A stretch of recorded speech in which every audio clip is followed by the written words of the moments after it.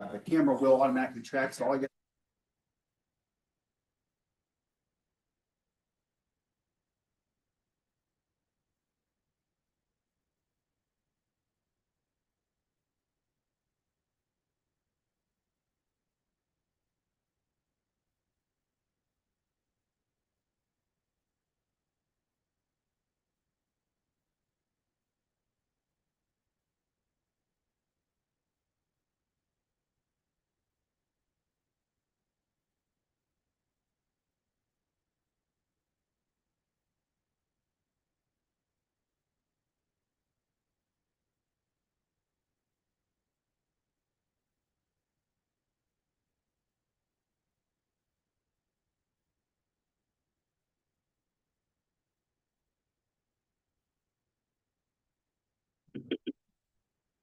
I'm about to open the School Facilities Commission meeting. It's May 20th, 2026. We are in the Thyra Thompson Building, third floor, room 3017. First item I'd like to do is we'd like to go around the room and have everybody introduce themselves. And we'll start with our guests today, and we'll start with Sean. Hey, Randy Wilson, Alton County School District. Devin Payne, I'm the demo now. Kevin Wolf, programming director. Troy Decker, Facilities Director, Sheridan County District. Barbara Pace, State Construction Department. Travis Hoff, State Construction Department. Laura Anderson, State Construction. John Comey, State Construction. Bill Carlson, State Construction. And John Ramsey, State Construction. Travis Conklin, Commissioner from Bighorn County, or Bighorn Basin, sorry. Scott Thayer, Albany, Carbon, and Sweetwater Counties Commissioner. Jack Tarter, Sheridan, Johnson, and Campbell Counties, Chairman. Tom Ferens, Southwest. I don't remember exactly which county, but Oh, the a lot. southwest side. Jackie Van Mark, Laramie, Platte, and Goshen.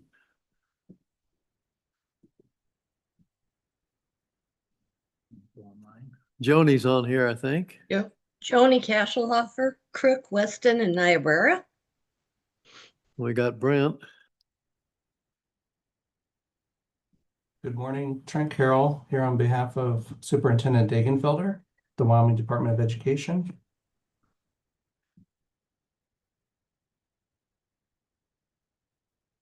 Okay. I'd like to welcome everybody today. Yesterday, we met with the Select Committee on School Facilities, and I will tell you, our staff did an excellent job. I was really proud of them. And it really, I think the marriage between the two organizations is really good. You get a good feeling, and I remember when I first got on there, it wasn't such a good feeling. So, yeah, I really like to thank especially you four and these two people over here for doing such a great job for the state of Wyoming. And I thank you. So, Dale, if you'd like to make a few comments? Yeah. First off, I want to thank all the commissioners for attending the meeting and good to have you folks in the room and I think the committee does take note of the fact that the commission is there supporting. I know you get a little bit of sidebar talks with them and things like that. You turn your mic on, please, sir. And so that was, that was good in the meeting. So again, just thank you for all your support and this past year. And again, comments that I made with the committee, it's a very vetted process that we go through. There's a lot of public input that goes into it as well, both at this meeting, select committee meeting, and it made a difference last year. There was certain times in the session that there was contention on various issues, but really 25 years of doing that, it's the easiest session that I think we had per se with trying to get a budget through, particularly when, it's a budget session and we had about $900 million worth of exception requests. And it went through pretty easy. So, yeah. And that's because of the work that everybody, the team does to get that through. So, Well, you guys did a beautiful job. I was watching them on the TV. And you guys hit home runs every day, every time. And I think they started out, they were a little cold and then they became pretty warm to you. It was kind of neat to see. So Yeah. You guys do a great job. okay, thank you, Mr. Chairman. Administrator Carlson would like to also take a little bit of my time. And so make sure you charge that off to her time. We got to keep it going just long enough so we can go get a taco. I wanted to read to you a card that we received. So this is addressed to the School Facilities Commission. I wanted to express our sincere gratitude to the commission for approving Washakie County School District Number 2 to utilize existing funds for a bathroom at the field. It seems like a small thing, but to our tiny district, it is huge. Thank you for keeping Wyoming students at the forefront of your decision-making. You are appreciated. And thanks, Annie Griffin, Washakie County School District Number 2 Superintendent. That's nice. Okay, Mr. Chairman, I guess to kind of follow up on my remarks, I did want to talk a little bit about the tour that Shelby and I took and with our folks out there in the southwest part of the state.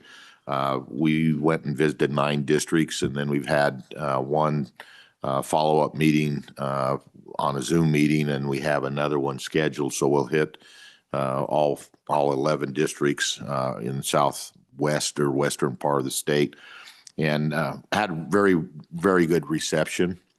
Had some pretty frank discussions with all of the superintendents and or their staff. There was a different meeting going on. Some of the superintendents weren't there, but their business administrator and facility person was, or maybe the business person was at that meeting. And so we had a superintendent and a facility folks. We walked a number of buildings.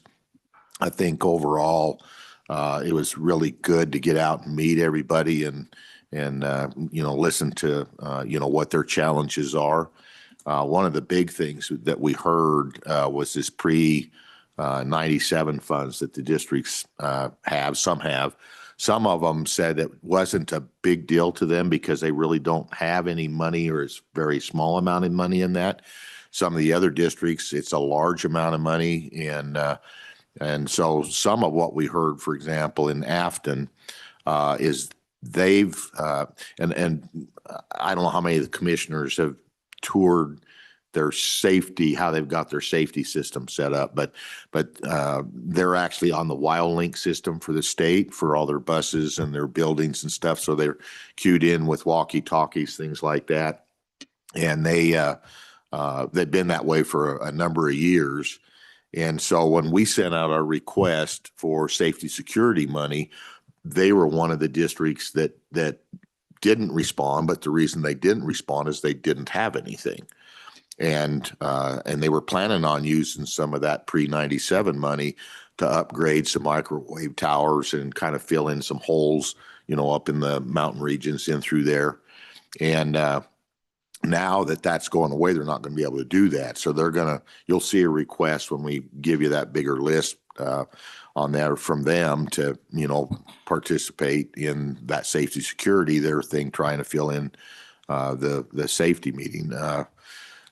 Safety systems. You heard yesterday, for those that attended, I know some of you couldn't make it, but Laramie 1, I met with them prior to going out, and they, because of the insurance costs with hail damage and things like that, they're now going to have to take, and they were planning on using, they've been holding money within that pre-97 money.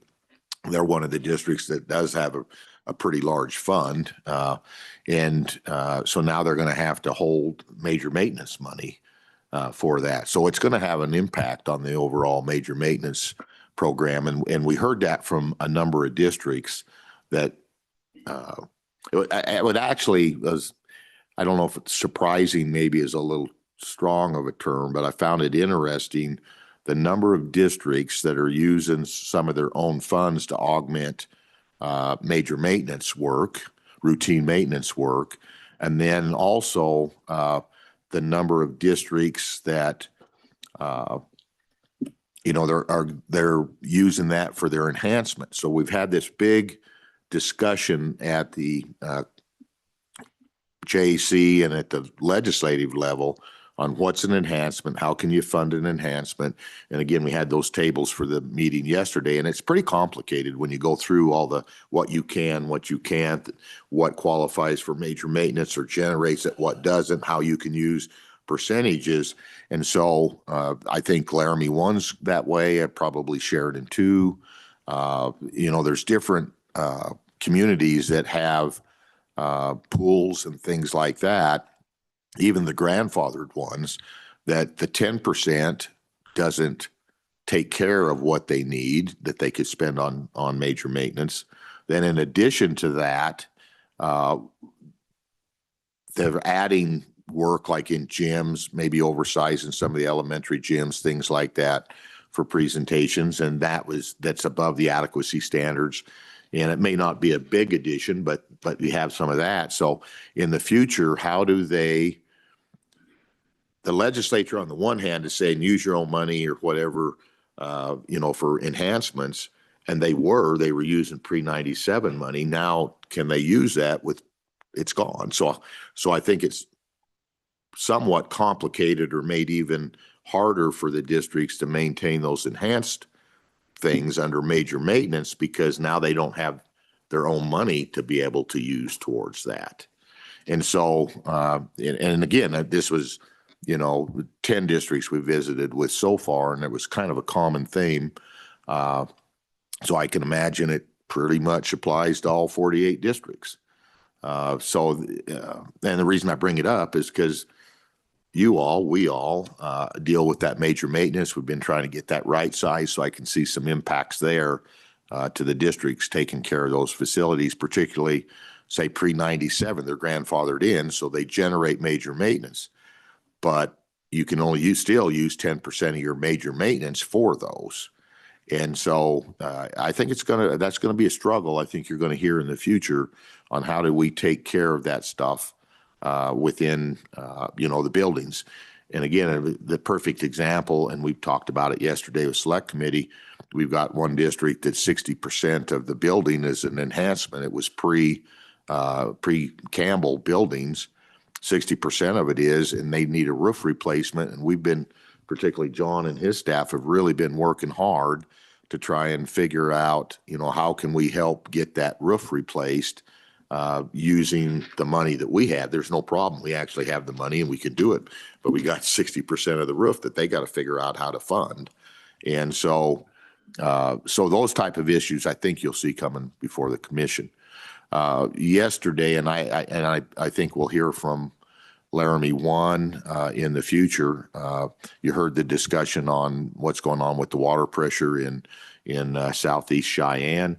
And so I expect when we have more firm numbers, what it looks like, probably a request from the commission for that funding for those pump stations or pressure stations there from the emergency fund. So I think keep that on your radar. And the only reason I bring that up is that's perhaps, as I explained in the mission or the meeting for future funding with Select, where we're sitting with, we can fund that with emergency, but we might want to go in under this budget and try and bring that emergency fund back up because we've had 3 or 4 projects over the last few years on that. And so, Mr. Chairman, I guess that's really everything that I have that I want to talk about under the director's remarks. And what's that? There I go, finally. If we have to pay for those pump stations, we being the state, Mm-hmm. and if they hook anybody else onto those, they'll be under the Board of Public Utilities, right? Control. No, I believe that would be a building. It'd be right at the building. At the building? Oh, Yeah, okay. yeah. And because they have to have a backup generator and all that with it too. So it won't be affecting outlying areas just for that facility. And that's what we had to do at LCCC, and the State Building Commission What about provided some money. water pressure then, if they have to? That's correct, yes. Yeah. Okay, thank you. Next item on the agenda is approval of the agenda. I'd entertain a motion to approve. We, Been moved, I move we approve. I the need a agenda as second. written. Second. been seconded. Discussion, discussion, discussion, since you're ready to vote. All those in favor of approving the agenda, please say aye. Aye. Aye. Anybody pose, same sign? So moved. That action item is on your tab 1, Fremont County School District number 1, request to mothball Jeffrey City Elementary School, K6, Mr. John Rexis. Thank you, Mr. Chairman, and good morning to the commissioners. We do have Mr. Travis Sweeney online today. He's the business manager for Fremont County School District 1, which is the first request that we have in front of us for action today.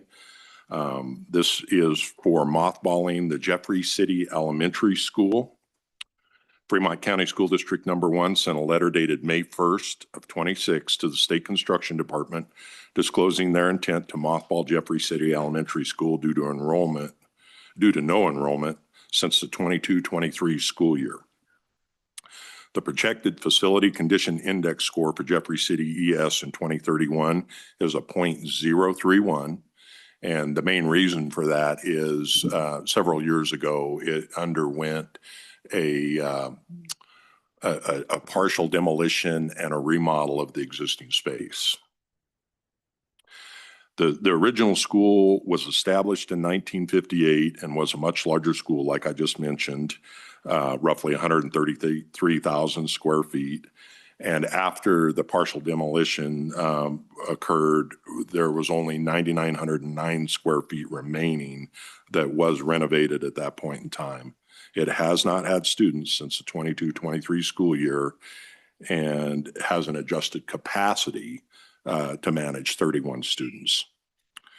Fremont County School District 1 has 2 elementary schools within the city of Lander serving grades K through 5 with a total of 188 available seats based on the 2025 enrollment numbers. However, it is about an hour bus ride from Jeffrey City on good roads to get those kids to Lander.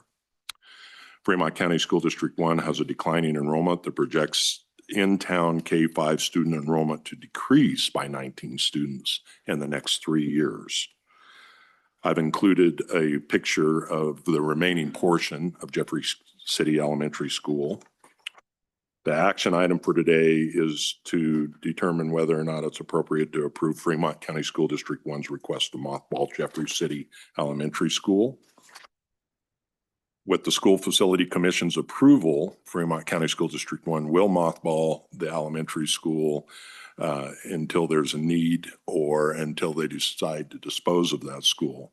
If the School Facility Commission declines to approve their request, Jeffrey City Elementary School will not receive mothball status, but the district will likely close the school until a need comes around.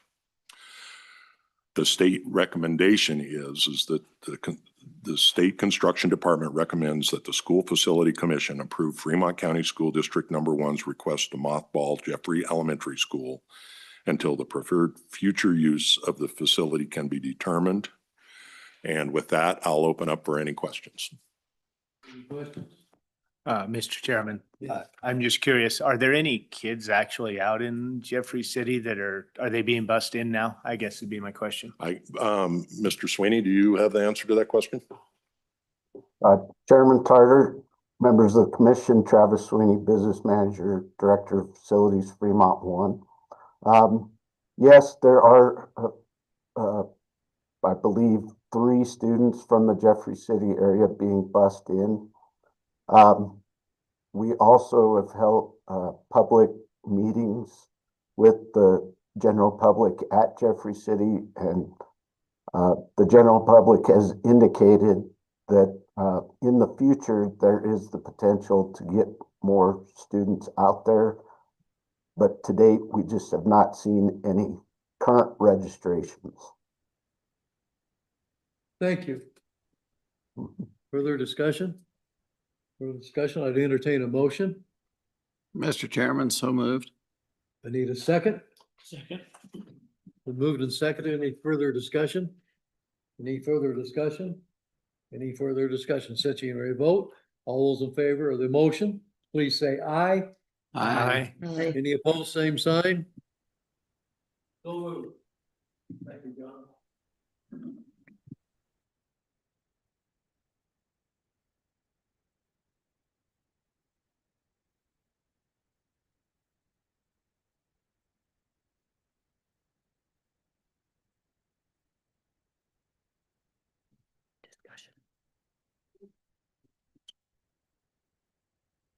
Okay.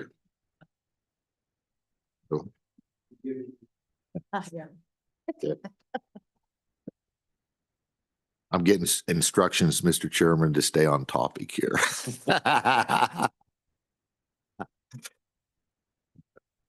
Okay, thank you, Mr. Chairman. Got a number of items that I wanted to kind of bring the commission up to speed on, a number of initiatives that you've kind of heard about from time to time, but wanted to give you a status of kind of where we're moving on these. First is the Design Build Institute of America. We last year sent both on the construction management side and the school facility side, some of our folks to a 3-day course on design build. And then internal to the staff, we had a couple of different Zoom meetings. One, I think, was like a half a day. Another one was an hour or two on design build. I think, we had some discussions last year when we were trying to look at getting somebody to do the work up in Afton on the transportation facility.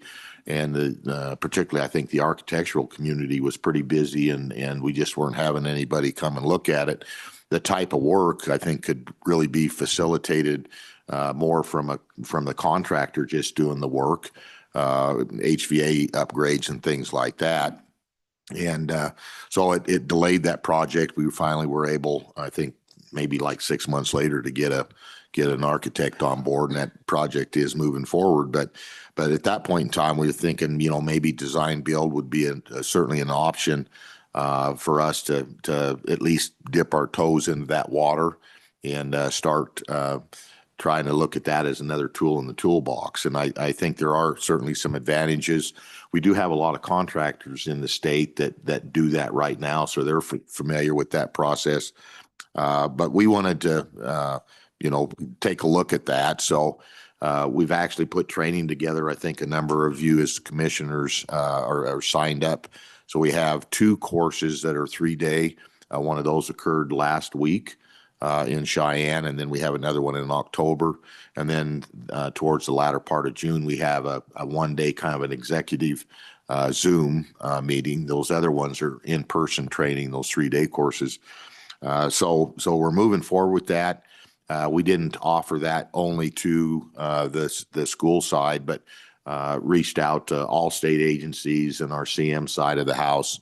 I sent something out recently for community colleges, see if any of those folks would be interested in it. I know UW's coming, transportation departments coming to those for that training. So we've gotten a lot of interest from state agencies. So I think in the future, we'll see more of that. My own thought is we don't maybe want to start off with a large project like Rock Springs or Campbell High School, right out of the gate, but at least start on some of these smaller projects, and then where it makes sense to maybe use design build in the future, we can certainly look at that even on larger projects. So wanted to kind of give you an update on where we're at there. The routine maintenance website, talked a little bit at select committee yesterday about this. So Travis is exploring various options where we can put a blog out on our website for facility managers. Again, the community of facility managers, the UW community colleges, the school side and the state side, all of those folks, if they have questions or need some information, reach out to their counterparts. And that's really kind of the first part of what we're trying to kick off. We do have out on the street right now an RFP for to hire a consultant to do training on what is routine maintenance, kind of what's involved in that from a standpoint of how do you set up a plan? What should a plan look like? Kind of what's consistent nationwide? How can you track, your various costs and things like that? Because again, coming back to House Bill 86 that was passed about a year and a half ago, it says, thou shall have a plan and thou shall report on that plan. We haven't been asked to report on it to this point in time, but I can certainly expect in the future we might get a legislative request saying, where are you spending your routine maintenance? How are you spending your routine maintenance? And what does your plan look like? And so I think more consistency on how that looks across the statewide enterprise, I think would be good. Again, we're out on the street with that RFP and hope to kick that off early fall and then start the training one day. Probably we're going to have an icebreaker. The plan is to have an icebreaker the night before so facility folks can kind of mingle and see who's all there. The contracting industry is extremely engaged in it. So I think we'll have some vendors and booths set up as well as the contractors that do a lot of this work for the state and the schools will be there at the meeting. And so there's great interest is what I've seen from folks to attend that. And then again, Zoom meetings in the future. So you don't have to leave, might be an hour, 2 hour type of meetings. You can sit at your desk and we're going to host the 8 hour training and the Zoom meetings on our website. So again, it's a resource people can use in the future. We also have getting ready to go out on the street. We pretty well got it put together on an RFP for the strategic plan. Again, I'd like to have that going just as quickly as we can after July 1st. The funding's available July 1st. So if we can get that process going to select somebody and then kind of kick that off. And I've talked a lot about strategic plans, so I won't spend a lot of time on that. But again, I think that's kind of tying things together. House Bill 86 requires that the department put together a statewide strategic plan for facilities. So again, it'll be schools, be state buildings. University has indicated they want to participate. WYDOT again wants to participate, and kind of the uniqueness of that is that WYDOT does not report to the State Building Commission. Them and the Game and Fish are within statute are kind of set aside, but they do want to participate in that. And so anyway, I think there's going to be a great interest in that also moving forward. The West Side District Tour, I talked a little bit about that earlier. I do want to thank our project manager out there, Jeremy, for setting that up. A lot of legwork trying to get dates and set up an agenda with Shelby's and my schedule, and then the schedules for 11 districts, and has done a great job in doing that. And so again, very pleased with the results that came out of that particular meeting. Rulemaking will be moving forward, and I'll let Shelby maybe talk a little bit more about that. But we've got some rulemaking that will be coming to the commission on where we're dealing with charter schools and how we kind of work their ADM calculations. So Shelby, if you want to visit a little bit on that. You bet. Yeah, we have been looking at the rules.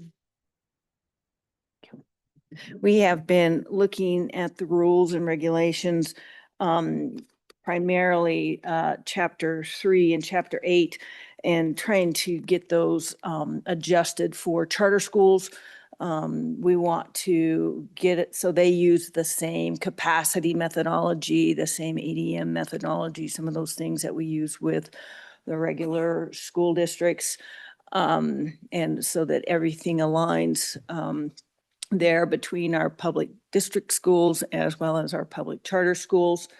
We also am adding a section to Chapter 8 to indicate that the ADM of the charter schools is involved when we do included when we do our projections, our enrollment projections for that district, because it's set up where we pull all the ADMs and we look at a rate of change per grade configuration. And then we apply that to the schools within the district to look at what our capacity is doing in each of those schools. So just adding that in there, that we do include the ADM of the charter schools in there. And then we already had the section, it'll be very similar on how the state construction department goes about determining whether a district facility is available and adequate for the use of a charter school. So it's really pretty minor changes, but just trying to get everything aligned there so we understand how we're handling charter schools within our rules and regulations. So if there's any questions. Mr. Chairman, it's not so much a question as it is maybe, I appreciated the discussion yesterday with the select committee. And I appreciated where the members of select committee were coming from and their goal maybe. But I hope that we are doing, and I have every confidence that you are, good education, because there is this perception out there that a charter school is just getting free rent. And they can pick whatever they want and they get it. And that's not the case. And so I think there's a lot of education maybe on our part that needs to happen, because even on that committee, there was some confusion about that. And it's not our job to say yay or nay for charter schools. It's our job to be a fiduciary responsibility for the state's money. And we do have those rules. So I know you guys are doing a great job with that. So I want to encourage you with that, but we probably need to kick up that education a little bit more if we can, with the members of the select committee and others. And that maybe we need to make sure we're doing that within our districts as well. Yeah, Mr. Chairman, this meeting, there was actually going to be, and it got changed at the last minute. They were going to tour one of the charter schools that they've actually talked about a number of times. And so we had put together a pretty thick packet of information. We'd work with the charter school folks that were also going to be there to try and do that education. My understanding is that the select committee has changed the location for the October meeting from Cheyenne. They're going to have it here in Casper, and they hope to maybe tour it then. So I think that'll be a great opportunity to do that. I was going to ask Laura to talk a little bit about it because her staff has done an awful lot of work, but they put together, you heard that yesterday, put together a work booklet, a how-to manual or what to expect manual for the charter schools. The charter school folks have looked at it. They think it's a really, really good product. WDE has looked at it. We got good feedback. I think the board has looked at it, had good feedback. So I think that'll go a long ways with helping educate everybody from the legislators to the charter schools. But let me talk a little bit about the charter school here, and I don't deal with it a lot. These two are the ones that deal with it hours every day, believe it or not. I mean, it takes that much of their time. So the charter school here was in an old school building, and the school building was purchased by the town, and they've since outgrown that. So they're moving to a much bigger facility. And one of the things that we heard from folks in the legislature is, well, why aren't they in one of the schools that the community has been demoing or selling or taking offline? The fact of the matter is when you look at some of those schools that were available, because of the growth of that charter school, they're not big enough. Even if we did kind of what they'd like to see done, we'll put them in that. They don't have a school big enough to handle the number of students they have. And I think that's one of the complications. And if you look at Cheyenne, almost without exception, the three charter schools there, they're growing, they're building some new buildings and adding on. And this is what is hard for us to track, why we asked for the contingency money and those things. They might start off the first year as a K3, and then they're going to a K4 the next year and a K5. So we don't know where they're going to end up on a year-to-year basis. It was much simpler I think for us and even for the legislature, when they had to be in operation for 3 years before we started that fiduciary responsibility on behalf of the state. They had to stand up and show that they had a business plan that would pay for those facilities and move forward. Then the legislature changed that and it's available immediately, and that complicated a lot of stuff for us as an agency with trying to guess. I know Trent's online, but it complicated for them on how they had to look at stuff because it was immediately, and you're trying to, the way you kind of look on school districts is you have these trailing years and all that when you do some of these calculations, and it's just not there on a brand new one that starts up from day one. I think, I can't remember if Administrator Carlson talked about it with Alpine yesterday, but originally the information we got was they're going to have 130 or students or something. And now they're only got like 30 students. And so, I mean, just for us, calculations or how we're looking at that, I mean, it's changing in some cases, particularly with the new ones, hourly until they get into the system and they get the flow.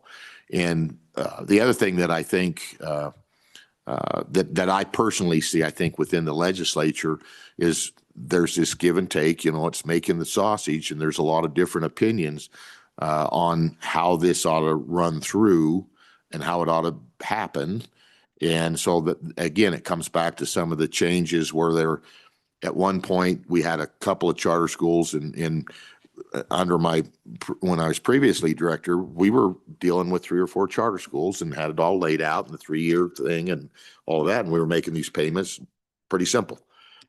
But then there was the changes on now it's immediate. And then they added 3 and there was room for 1 more so they kind of, the legislature, when they were breaking this open more freely, still recognized that there was a bit of a moratorium on how many, and then they took that off. So now, you know, the latest we were hearing is there was like 3 charter schools probably coming online, and it turns out there's only 1. So those are the things that we're dealing with just on the payment of the buildings, much less the complication that WDE and everybody else is trying to deal with in the legislature.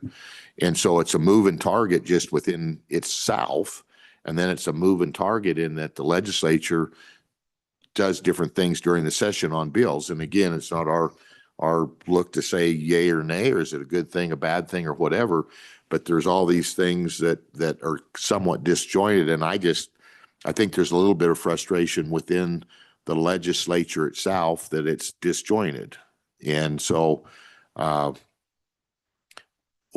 yesterday, you probably saw me push back some on, you know, is it our responsibility to make sure that those charter schools are meeting the adequacy standards? It's a private building. And I certainly don't think, I mean, the whole reason they started charter schools was to take a different system on how we teach our children, and private industry and private buildings and those sort of things. So here's my read on and that's why I push back.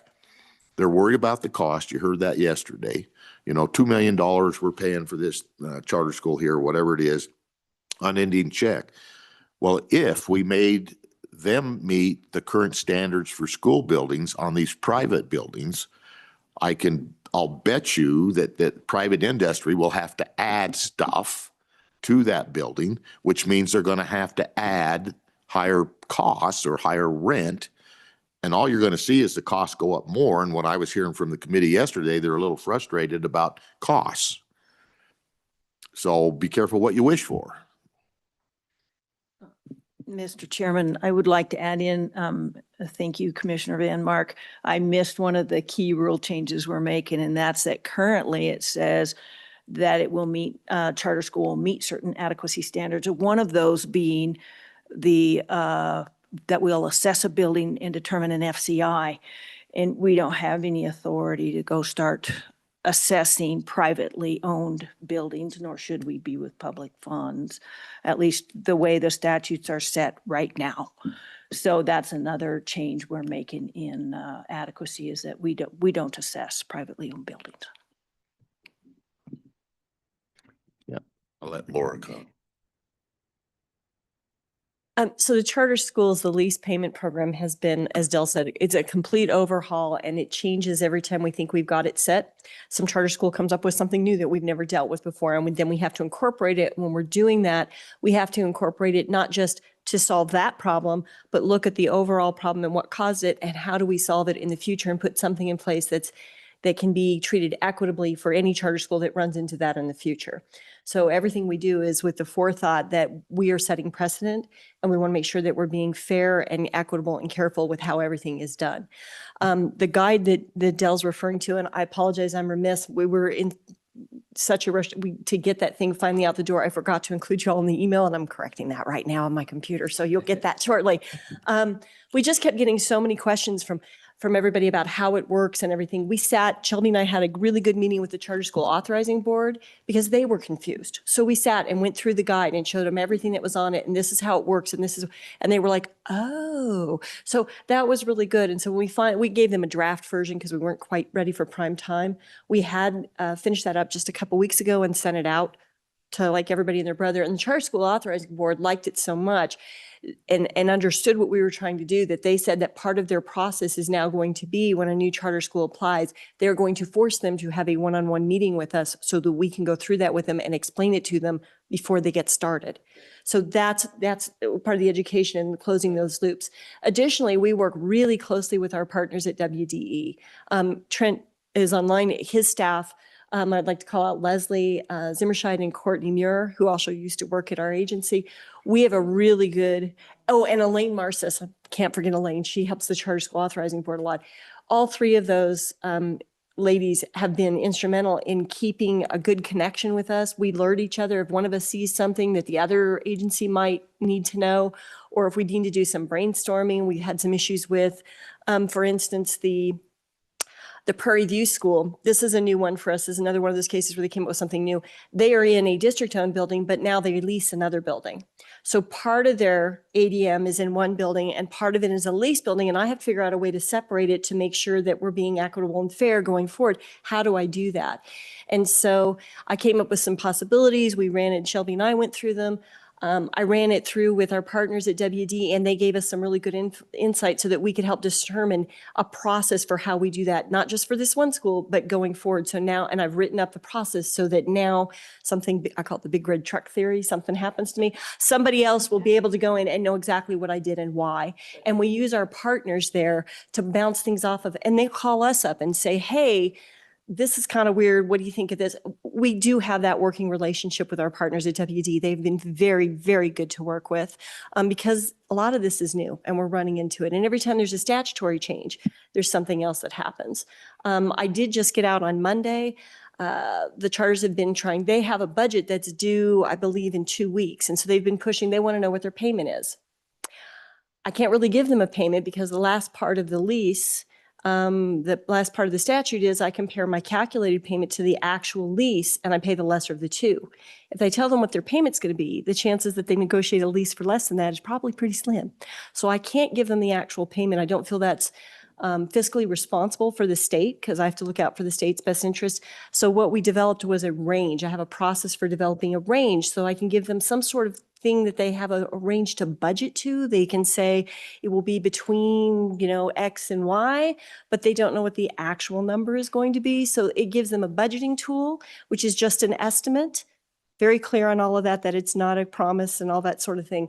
And then they can budget and then they can go out and negotiate their lease with some idea. So they're not saying, are we going to get $10 or are we going to $100,000? I mean, they've got some idea of what they're going to get so they can negotiate. And then when they give us the lease, we can determine the actual final payment. So we've been doing a lot of work on charter schools, and we are doing all of that with equity and forethought in mind, and that we are setting precedent. And how do we do this and make it work for everybody? Because as you said, our job is to implement the statute. We're not policymakers, and we don't ever look at it that way, but we are trying to interpret the statutes, which are sometimes a little squishy in application from what is written to trying to apply it to real world situations. So we're doing the very best we can. And it is not done in a silo. No one of us is just like, I'm just deciding this. Dell's involved, Shelby's involved, WD's involved, Charter School Authorizing Board. So, and even the charter schools, we have a lot of conversations with them as well to make sure that they understand the process. And there are a lot of changes. To Dell's point, one of the ones that gave me an estimate, I'm working off of estimates because they're relatively new. They originally gave me an estimate of 130 kids, which is a lot different than what actually came in at 38 kids is what their final number was. So there's a huge disparity between projecting what they think they're going to get and then where will they land. So we're trying to work with all of those possibilities. Is that helpful? Yes. Okay, so that you don't think we're doing it in a vacuum. And I will send you the guide so that you can review it. And again, my apologies for not, I just didn't think of it. So. Mr. Chairman, one addition I might make is that we have additionally added facility plan meetings with each of the charter schools. And we do that to try to understand what their plans are. Are they adding a grade? What are they seeing with their numbers? Are they making changes to their facility? Maybe they're leasing a portion of a building, but they're going to start leasing more so that we've got more information to help us as we're looking at lease payments and estimate what those future payments are going to be. So we meet with them annually. On top of that, we have an awful lot of phone calls with a lot of their folks trying to help them as they're trying to maneuver and learn how the process works as well. So. And Mr. Chairman, overall, I'd say we do have, Shelby and Laura do have a really good relationship with the charter schools. Also, I mean, they're great to work with. They're just trying to figure out the waters themselves as they kind of move forward. And you know, our lease payments are certainly important, but it's just part of what they're dealing with when they're trying to figure out grade configurations, how many students are coming in or out, up and down. Do we add more? Is there more of a need in the community? So we're going to add additional grades, things like that. So. Just to give me a idea of what the lease payments might be, what would they pay for that school that they were going to tour here per year roughly? For the one here in Casper? Yeah, the one that they built the building themselves. What would something like that run? I would prefer not to release an actual number for their, since they're still in the lease negotiating process. I'd prefer not to give a number out at this point, Mr. Chairman, if that's all right with Okay, you. that's But fine. I can give you a range. Maybe once you pay it, you could let us know. so we know. I could give you a range, or I could. Public, you know. It is, but I can tell you, I could look up what we gave them last year if you'd like to, if that would give you an What would you give them idea? last year? Let me look that up. I unfortunately. I'm just don't trying have to that get a number. feel of, you know, what Sure. building like that would lease. I think it was in the neighborhood of 1.8 million for the total year, I believe. Let me double check that though, Mr. Chairman. Substantial then.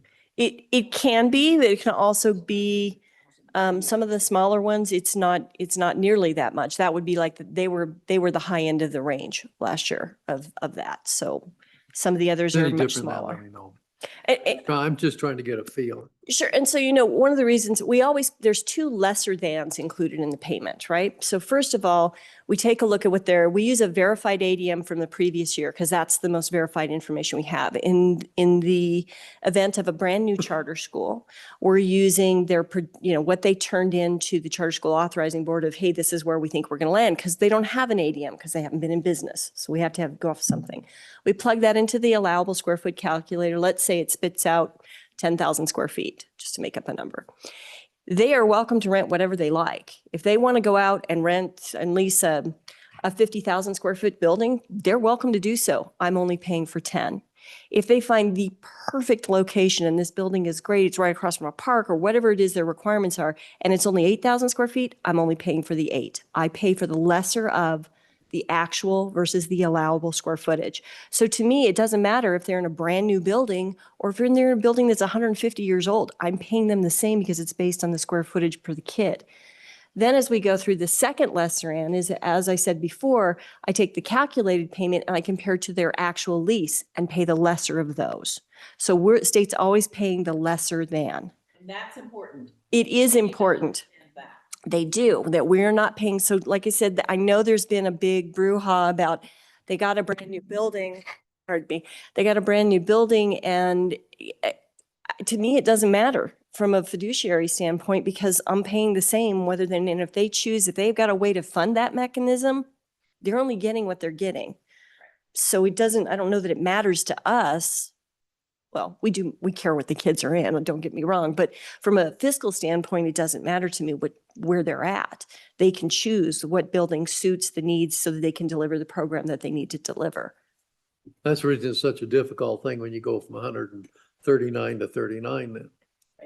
Correct. And that's why, so the allowable square foot, I can think of one instance where there were projected to be like 130 kids and it drops down there. Now, when you only have 130, when you have even 130 kids, their allowable square footage was somewhere around, I want to say it was around 10,000 square feet or something like that. And they came in at like 8,600 was their actual. And then with the drop in kids, their new allowable is like 7,700 square feet. So that's what they're going to get it based on. And another thing that we do is the average cost per square foot that the state pays in leases. The state pays in leases in that community. Like in Alpine, though, we don't have anything in there. So Shelby and I got our heads together and we looked about what was comparable and we took an average between a couple of the cities surrounding them where the state has leases so that we have a basis on which to pay that. We're not just doing it like looking up on something online and they come in and they say, well, my friend rented this space and it was like $400 a square foot or whatever that is. We're doing it based on actual information that the state does. We do filter out things like parking lots, warehouses, things that are completely not comparable. So most of the spaces are office space that we compare it to. But that gives us a good basis on how much they're getting cost per square foot as well. So there's a lot of things that go into every calculation. Thank you. I might just make one more comment on facilities, and we can look right at Wyoming Classical and how their facility needs change. So they're adding a grade every year. So most of our charter schools across the state have been K-8s. They are growing. They're going to add 9th grade next year. And then next year they'll start their addition to put on the high school wing. High school students need different facilities, right? They need the science labs with the bigger space per student and the sinks and the gas and all those sorts of things. So what we really see in a lot of what the school buildings that come available are elementary school facilities. They just don't meet the needs of a high school students when they start to add those high school grades. So another thing you just need to think about, their changing facility needs as they grow. Yeah, Mr. Chairman, I think when we first started working with the charter schools, and it might be a K-3, and then the next year we heard they're going to a K-4 and then maybe a K-5. I think that's a good business plan for them because what they're doing is they know and they can get an outreach ahead of time that my 3rd graders are now going to go to 4th grade, and I know how many there are, and 5th grade, and that's what we're seeing. So now they went to an 8th grade. They know those 8th graders will be there for the 9th grade. So I think statewide, you're going to see a lot of these charter schools go from these smaller grade units and just keep progressing as the children or the clients, however you want to term it, stay with them as they progress up through the ranks. I think it'll be interesting to see if there's a total in the high school level, at least because of sports and things like that. Are you going to keep the number or are you going to lose some because they might want to, participate in athletics and things, and it might be better at the high school level. But that's really the progression plan that I'm seeing now. Is basically they're just moving up the number of grades based on the same children, the families keeping their kids in that system. Okay, thank you, Mr. Chairman. Just quickly, I'd like to go back to strategic plan. And I do want to recognize that the chairman and vice chair are also going to serve on that, not the strategic plan, but the adequacy standards, excuse me, Mr. Chairman, that as I mentioned yesterday, we've got the chair and the vice chair from the select committee is going to be on there. We've got our commissioners on that as we go through. So I think particularly with the adequacy standards that more eyes are better you know, you folks are hearing from your constituents in your area on things. We've got a number of facility managers on there, so the schools are there, and I'd really like to come out with a good resource as we kind of move forward with this. That again, explaining to the legislature, I think if you have the two chairs on there and they can explain to their folks on the committee as well as in the legislature of the changes that are coming about and why the changes were made, I think goes a long way in helping us pass that, because that those changes in the adequacy standards are going to have to go through the rulemaking process. So, and by statute, we have to kind of keep updated the select committee on that as we go through these and present that to them.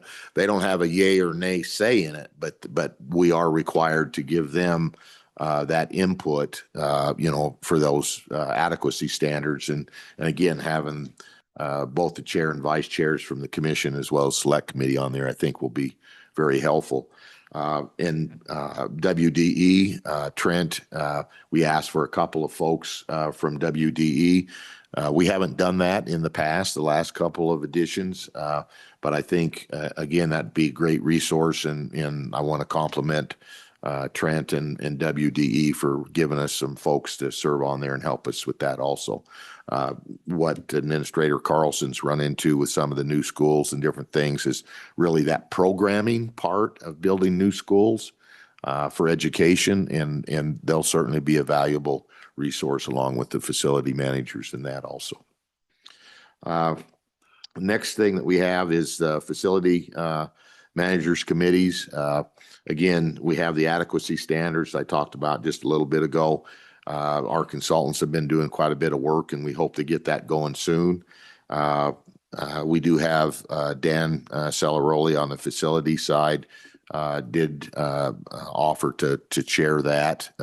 We were looking for somebody other than us to kind of run that and chair that. And so he's doing that. Component project selection. That one again, John had done a lot of work trying to get that thing up and going. And we've got facility managers that have all thrown their hats in to help us. So we've got the team for that as well from the facility manager side. And we have a chair from the facility manager side for that. Facility condition assessments, again, John is working hard on that, and we have facility managers that will serve on that. Also, we don't have a chair yet. We haven't had anybody volunteer on that end from the school facilities folks, at least not that I'm aware of yet. And so we'll be reaching out and trying to get them to do that. And if not, Mr. Chairman, maybe we can get one of you guys to chair it. So anyway, no, just kidding. You got enough to do already. But now again, those are all be moving forward. So awful lot of work going on that. And all of these, I think, from the strategic plan, the rulemaking stuff, the facility managers committees, that new position that was authorized is going to go a long ways in helping keep those processes moving along and take some workload off of, again, our administrative staff. So certainly appreciate that work that was done by the legislature to fund those two positions for the agency. And with that, Mr. Chairman, any questions or anything from the staff that would like to Any weigh in? questions, board?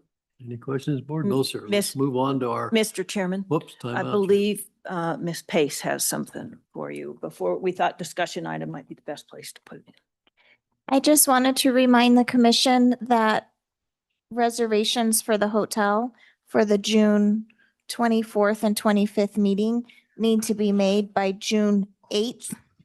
I am very happy to resend the information that has the link for that block of hotel rooms, but that area is very popular with the tourists. And so the hotel was unable to keep, that room block open until the week before the meeting like normally. So we do need to kind of keep that in the back of our mind. It is kind of a popular location. So we feel the meeting will be very well attended just based off of where it is. We're also suspecting that our meeting, like today's meeting, is relatively a shorter meeting, but in June will be 2 full days. So we're planning to not leave until the 26th, the day after, due to the length of drive, you know, to get back to Cheyenne. So that's why the hotel block is 3 nights. Thank you very much. Thank you, Chairman. Okay, the next item is tab A in your booklet, 2027-28 supplemental budget consideration. Director McComey. Okay, thank you, Mr. Chairman. First one is operations, and we've kind of put some dollar amounts where we think it's probably going to be a zero, and then to be determined on the other ones. But again, this is going to be the supplemental session. We pretty much got everything we asked for in the budget session, and Laura and her staff, our 2 administrators on the state and school side, do an awful good job of trying to anticipate what's coming up as far as from a internal staffing and things like that. So we're comfortable with where we're sitting right at this point with a lot of our internal budget. And so that one, we're looking at no ask. Charter school leases, again, been pretty fluctuating. But from the information from those annual meetings that we've had with them, along with the outreach with the board, we think we're probably in pretty good shape with the charter schools, particularly given the charter school contingency fund that's out there. And so, again, I think that was very gracious of the legislature to kind of put that fund together for us. But I think they understood some of the challenges that we're having, because you heard the discussion yesterday. I think they're having challenges reconciling it amongst themselves.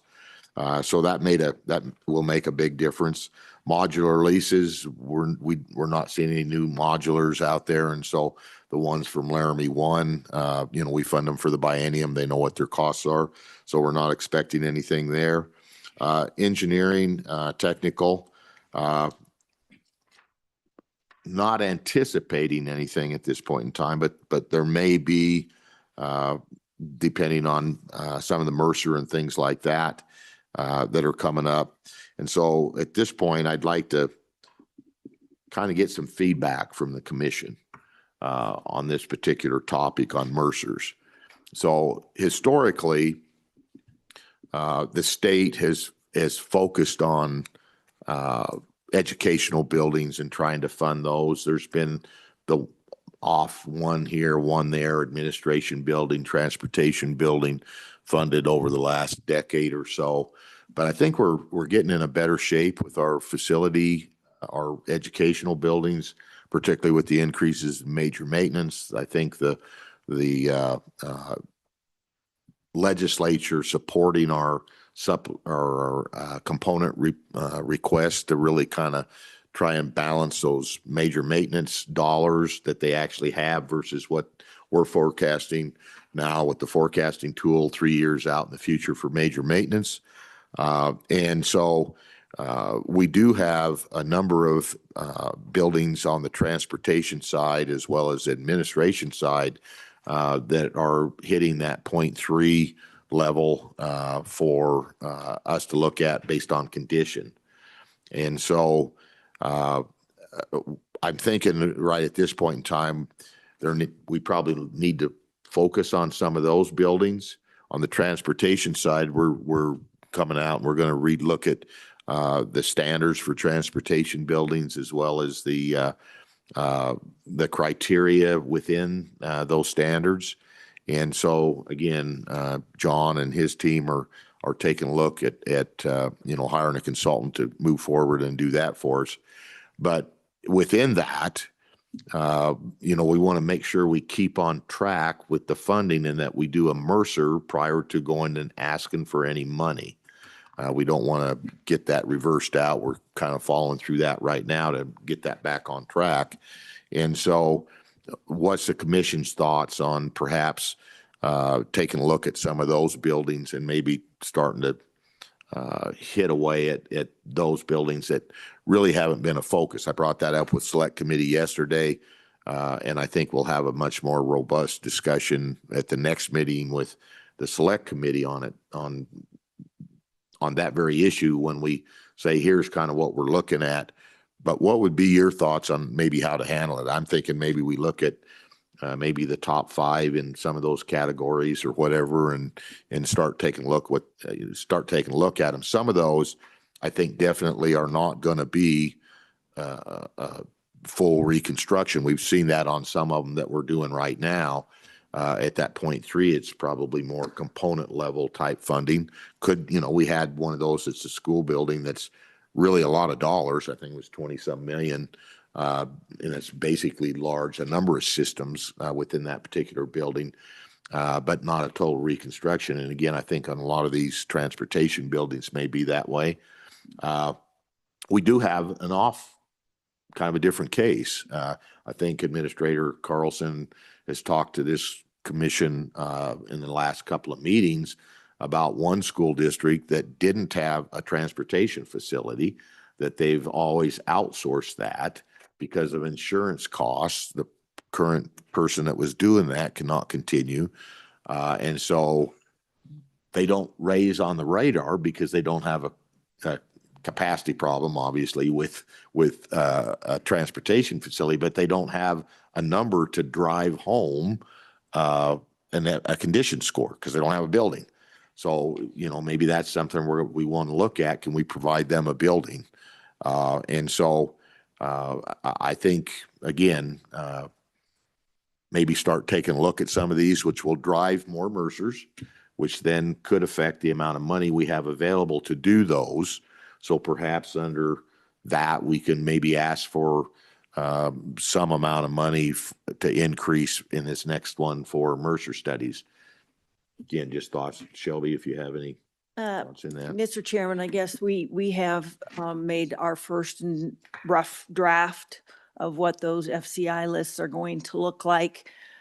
We are still combing through that and scrubbing that list, but just some rough numbers. I think we're looking at probably 5 new educational buildings, 5 to 6 that may come in for Mercers. When we look at the 0.3 on the non-education buildings, it's a lengthy list. And I think thus the question of the director, because some of those are pump houses and maintenance buildings and some of those sort of things, or storage buildings. But we do have like 8 or 9 transportation or bus maintenance facilities. We do have 3 or 4 admin buildings in there, which, kind of I think would rise up. Some of them are like pump buildings or pump houses, I think that we could probably handle those in a different way. But anyway, those are kind of what our rough numbers are. And thus the question is, where do we want to go with those? By our current rules and regs, once they've hit a 0.3, we should be looking at those. If I look at that whole list, it's right at about 49 or 50 facilities on that list. But Mr. Chairman? Yes. Question here. So in the interest of the concept of trying to keep things stable with the people who are doing the work for us, how is if we do something like this, are we going to be able to kind of create a continuum so we've got, I don't know, $3 million worth of Mercers or whatever the number is moving forward, so we can keep that critical mass of capabilities to do these fed, so we're not feeding it to Kentucky or wherever as such. And are we in need of increasing our budget in that area to do that, to get through this list in a reasonable amount of time, realizing there's going to be a bunch of other stuff feeding in at the 0.3 in the future?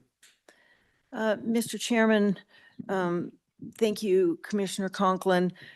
We are getting ready to go out with a new request for proposals to do Mercer studies for us. We have the current contracts terminate in October or whenever the last active Mercer is they have that they're working on.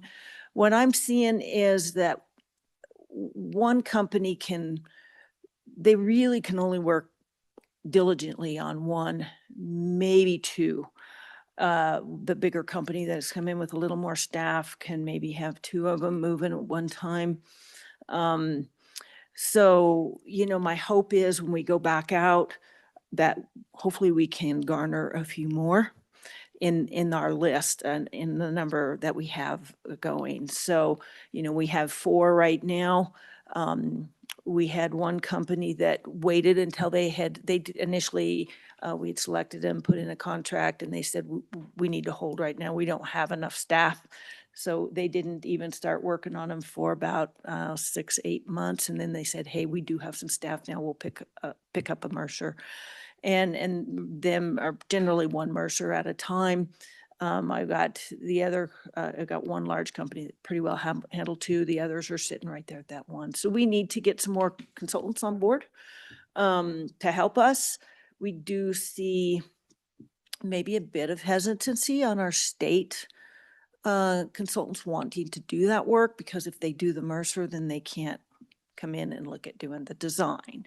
So I think that's why we've seen a few of our locals maybe not really eager to jump on doing Mercer studies for us. Right now we're split with 2 basically in state, 3, I guess, and then 1 out of state. So, but we'll be feeding a pretty good slew of them out, but that's about how they go. And I would say on average, a Mercer takes around 6 months. If it's a long one, we've had one go up to 18, so. Question. Quick question on these non-education buildings, just to make sure we're clear. I know there's a lot of discussion about major maintenance and, we can only do 10% on enhancements and things like that. Is there any restrictions or requirements with the districts on how they use major maintenance for these non-education buildings? I guess where I'm getting at is if these non-education buildings are getting worse and worse and the districts are having to spend more and more of their major maintenance to maintain those, then they only get so much pool of money, then they're pulling some of their money that could be then going into education buildings as well. So I just want to make sure if there's any requirements on how they use major maintenance for these non-education buildings. Mr. Chairman, they can use their major maintenance as they need to on those transportation buildings. Where they do become somewhat limited is depending on the percentage of educational square footage to non-educational square footage. So if their non-educational square footage is 10%, they're still getting 100% major maintenance for those buildings.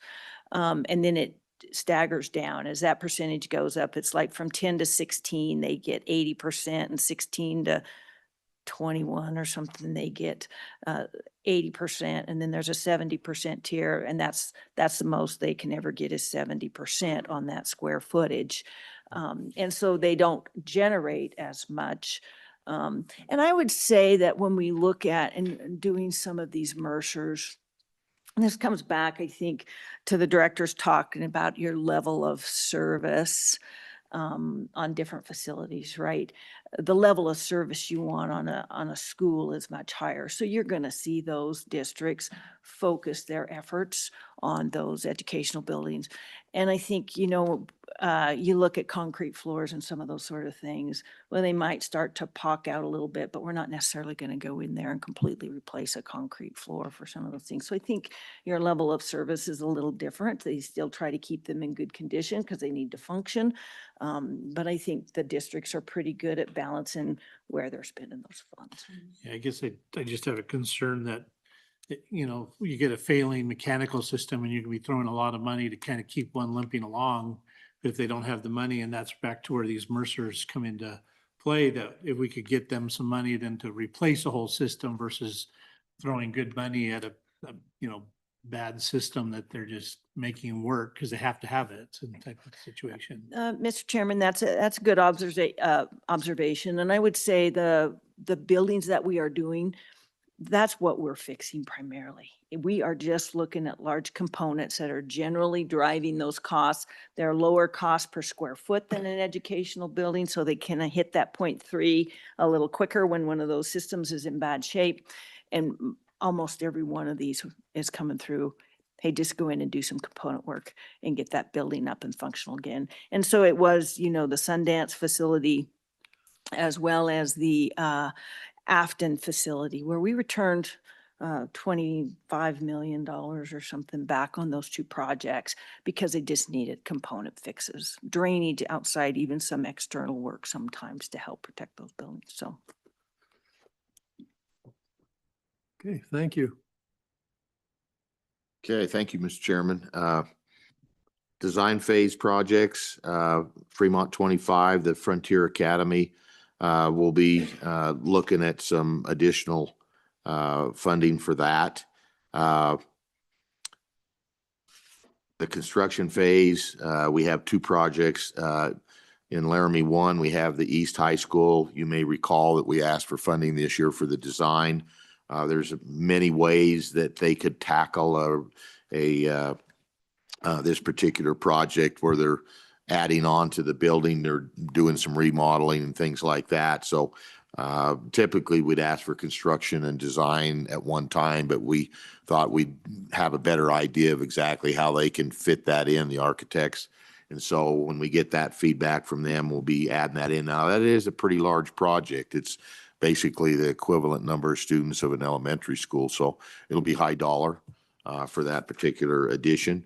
And then Carbon 1, Rollins, K1, I think in the 95 million, if I recall, and Shelby can weigh in, correct me on it. But we've found some money to start on that design phase. And we believe that through the 95 million and some of that, there may be the opportunity to totally fund that construction for that and get that moving without a request. But should we need that, there's about 2.95 million is what we're estimating for that particular project. We hope to find that internally. So that one could come off the list for an ad. But if not, probably in that $3 million range is what we'd be asking for. Safety and security funds, talked to select committee about this yesterday. Again, I'd like some feedback from you, if you would, at this meeting on what you'd like to see. So we know there's going to be roughly $30 million out there in requests from just the districts 1s and 2s. We did send out a memo to the districts to have them review the information they sent us last year when the select committee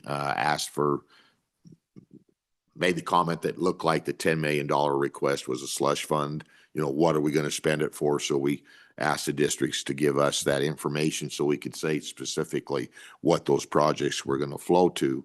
And so there's, again, 30 million probably roughly there. Do we want to ask for all 30 million? Do we want to ask for 15 million?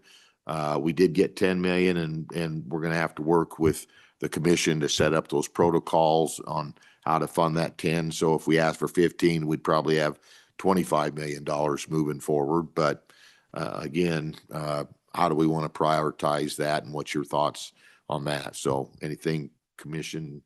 What was the total? It was about 40 million, wasn't it? I think it was about 35, 36 35. million last year. It was right at 36 million. Yep.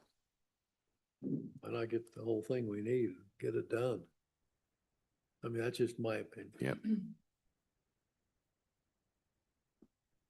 And of course, we got 10 million, so that brings So we need some of that 26 more. off. Yeah. Unless The one, Randy wanted. yeah, the one item we don't know is we're going to go in and pull 2 to 3 million out to do the design of those vestibules. So that money for those vestibules, some of the districts did put those vestibules in for funding in their 1s and 2s. Some did not. And so I think when I looked at the vestibules, I was thinking of an average size, I thought we were going to need around 18 million just to do vestibules. That money is not in that 36 million.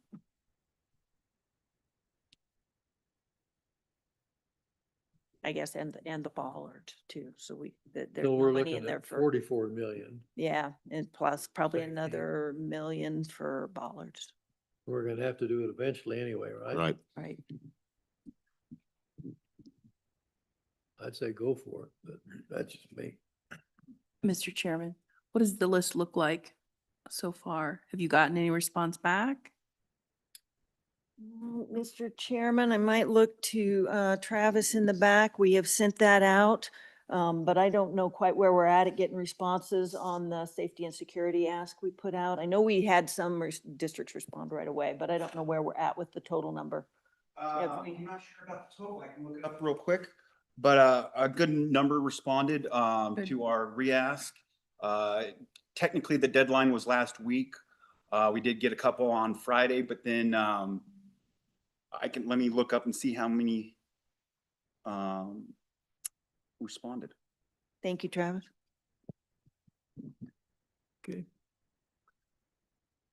Mr. Chairman, I agree with you. I think we should probably put in the whole ask and then have the conversation, and the legislature can make the decision on that, but at least they know what's standing out there. Yeah, Mr. Chairman, I believe there's some interest in the legislature in safety, security, because I believe it was the Education Committee actually asked about that, maybe perhaps being an interim topic or kind of moving there. And I think some of the members on that committee also serve on select, and they said, well, that's what we're handling on the select committee side of the house. And so let us kind of deal with that. And so again, you have the other committee that is seeing the need for that also. So when we talk about it as the whole in the legislature, certainly there's, I think, an interest in that. So, Mr. Chairman, sorry, 41 districts have responded to our, which frankly is phenomenal. We, very good results. Thank you. okay, Mr. Chairman, we'll just take a look at those requests then, and that's probably what we'll be bringing to the commission as we move forward. So, for I this guess budget my request. thinking is if we're lacking in safety and we don't fix it, we're wrong. And if we hope that we can get all the money at once, each year it makes the project 6% or 7% less because of inflation. Yes. So if it needs to be done, now's the time to do it. I mean, that's just me. I'm an old man though, so. Okay, thank you, Mr. Chairman. We'll, so you can expect probably something in that plus or minus $30 million range as we move forward. So demolition, or excuse me, Mr. Chairman, skipped item 10 there. Component level major maintenance projects, again, 30 million. John has already, I shouldn't say we, I want to point out the guys that are doing all the work, not we. But John has already looked at component lists and those sort of things. And again, helping with the component list committee kind of sort out priorities. But again, there's always been a greater need probably than the 30 million, but I think the appetite with the legislature has been in that ballpark, and we're chipping away. We've made some great progress on the percentage, trying to balance out that look ahead for major maintenance dollars versus what's coming up, and then trying to bring that out of balance percentage down is working very well, I think, under the system we're using right now. And so, I think again, in a $30 million ask there. So between items 9 and 10, we're probably $60 million roughly between those two items that you'll see moving forward. Demolition phase projects.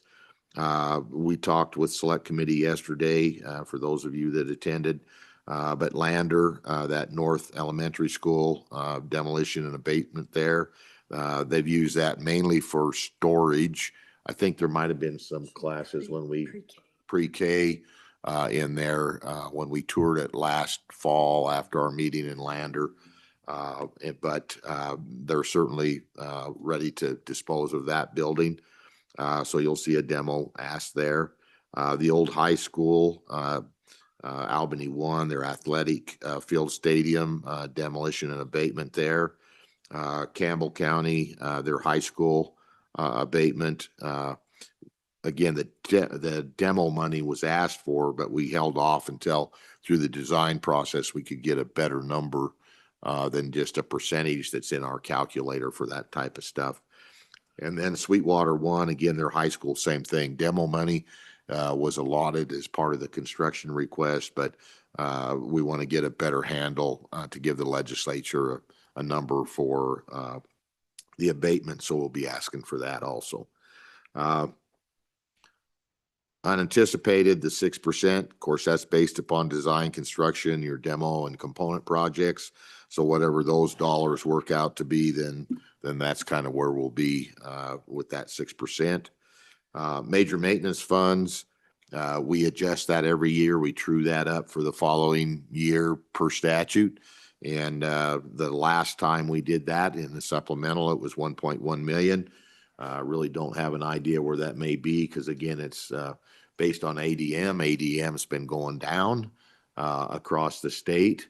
But then on the flip side right now, with what's going on in the economy, we're seeing a rise in inflation. So is that going to offset the decline or where are we going to be? I don't know. So that's something that, Laura's staff, JJ and working with LSO staff, we'll have a pretty trued up number when we come. Again, I'm guessing that million, maybe $2 million range, something like that, perhaps. The Land Opportunity Fund, talked a little bit about, again with Select yesterday on that. We're currently sitting at about 605,000. We have one potential request from Laramie One. And so, but we like to keep that in that $750 million range. So a couple 100,000 or whatever may be there. I don't know what that, if it moves forward with Laramie One, that land acquisition, basically just trying to make that whole and maybe another 100,000 on top of that to bring us up in that $750,000 range. Inflationary fund. Right now, we're not anticipating anything, particularly with the latest bid that we got on the high school or the ARP in Laramie One. Our budget numbers, the cost estimators numbers, everything came in really good. I mean, just right tight on that budget. We'll have next month, we're going to have the 5.6. That'll give us a lot better idea on that one. That will occur prior to the commission meeting. So we'll be able to take a look at that. And so right now, it's really kind of a wag. We've got those big high school projects coming on this fall as well as the Campbell Transportation Building. And so hopefully with the monies we have budgeted within those, we won't need to use that inflationary, but if we do, that may even be because of the timing of those two projects, those larger projects. If something were to happen there, again, we're seeing a little bit higher inflationary trends right now versus a year ago, where things were trending down. Now it's trending up slightly. It might be a last minute request. It might be something that we may not ask through, because you have to have your budget in July. We may not ask through the commission, but it might be maybe an ask when we meet with the governor to include some money. Select committee, they're going to work that bill at the end of October, maybe have them include something in the bill. But right now, cross our fingers, we continue to get our bids are coming in with where we had programs. So. And then last, Mr. Chairman, we've got some ongoing Mercers. Administrator Carlson talked at length on those yesterday with the select committee, kind of where we're at, where we're moving forward. And so there could be some additional ask in the design, construction, demo areas based on the three that are shown on this next page. The Douglas Intermediate Elementary, that's a grade 2-3. And then Sheridan, their junior high school or early building. Again, a lot of that building was noted yesterday is an enhancement. And so But that's a project that when that's finished up, that we might have an ask there. And then the Lusk Elementary, again, depending on the outcome of that Mercer, there might be a request that comes in on those previous items that these were not listed in. So Shelby, I don't know if you want to brief on some of those where we're kind of coming in on some of the Mercers that may or may not add right now, or the timing of those perhaps. Yeah, I think I'm hopeful that we can have Fremont 25 before you at the June meeting. We were looking to have the Albany One Central Kitchen before you at the June meeting. With some recent changes, I've hit the pause button for a bit on that, so I don't think we'll hit June. I'm hopeful that that one actually is not going to need an appropriation. We do have 5.1 million sitting in our 95 million. I'm hopeful that that is an adequate amount of money for what we're going to need to do there. With these others, I think, as I look at those down, Converse 1, Sheridan 2, Niobrara, we may be ready to make a request on Niobrara, but I don't know. And these others will come in. I might be able to at least have a conservative estimate on like Converse 1 and Sheridan 2 to put in the June request, but those Mercers will not be done in that time frame. So that's kind of where we're at. I'm certain we'll have Frontier Academy. I'm not anticipating that to be a real large ask either. Thank you. So, Mr. Chairman, I guess that's kind of what we're focused on. What's the commission's thoughts on funding projects? Anything maybe we're missing, something that you've had on your radar or that you're hearing from your constituents on? Anything out there that, your thoughts? Has anybody heard anything? I have No. Thank you. Okay, Good how report. about Joni? Okay. Okay, thank you. Okay, next item, tab B, current status of $95 million 2023 appropriation. Administrator Carlson. Mr. Chairman, did go through and do some updating to this, the 95 million 2023 appropriation that came from the legislature to look at those number of Mercers that were started that hit that 0.3 or had a capacity issue with the 2023 annual report. And the first one on the list there is Albany One Central Kitchen. You can see we've got that 5.1 million. That's the original amount that was put in there. We have not made any adjustments to that dollar figure until the Mercer at least makes the next step and I start to get a feel for what those dollars are going to be. Renovation at Conestoga Elementary School, that number was at 509,000. I have kicked that up to 620,000, feeling that that design's going to be in that area. I will amend that and put that in based on the actual final Mercer, which I do anticipate that we can probably have completed this summer sometime. Transportation facility for Campbell One, that's the design money. We may end up with some money coming back out of that 1.4 for the design, but again, that it's still in process. We're just letting that sit till we have that design complete and we know where we land on that final design cost. Transportation facility there in Campbell One, you'll see we've put an addition in there of 5,411,867. Those are some numbers that we worked on through the legislative session as they made that $2.65 million add. This was the money we felt we could commit out of the 95 million to make that project whole. The renovation of Southeast, we are in process with that particular Mercer with Plan 1. This is a design only of 1.7 million. We do have money in a 2024 appropriation for that facility. I am not anticipating that that project is going to come in needing quite that much money. But again, I want to wait for that Mercer to complete before I make any adjustments here. New 5-6, I have Metal Arc, that should be Mountain View. Design construction, 54,859,233. I have not made any changes to that number since our last review of this 95 million. Also, you'll see some additional funds in there for ARP Elementary, 3,480,560. I do think we're going to need some of that to make that project whole. I'm hopeful at least a portion might be able to come back into the $95 million bucket, but we'll have to wait and see as we get down the road with that award and looking at the project going forward. Renovation replacement of the Vo Ag Shop bus maintenance facility in Niobrara condition. This one actually had 225,656. I have taken that down to zero.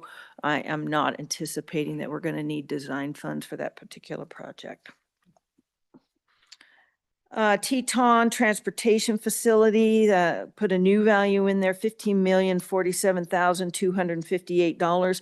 I have dropped that by $2.5 million based on where our bid came in there and how that project is progressing. It's moving along really well. I do think we'll see some more funding come out of that one, but I felt comfortable taking $2.5 million out to put back in the $95 million bucket at this point in time. Pine Bluffs Elementary, capacity need, 4,924,205, holding that. As we've looked closely at that school, it is one of our schools and one of our locations where the capacity is actually increasing, enrollment is increasing there in Pine Bluffs, and I do anticipate that one to come out with an addition to that elementary school.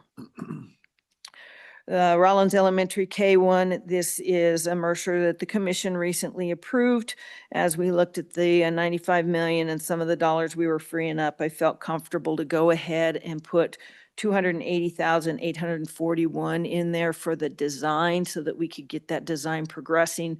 What that allows us to do is if some of these funds do free up, the district can go out and put that on the street for construction and bid. If not, we can make that request in the legislative session, ask for it to be effective immediately. So hopefully they can work on that building next summer. So that will be the goal and why I put some money in there.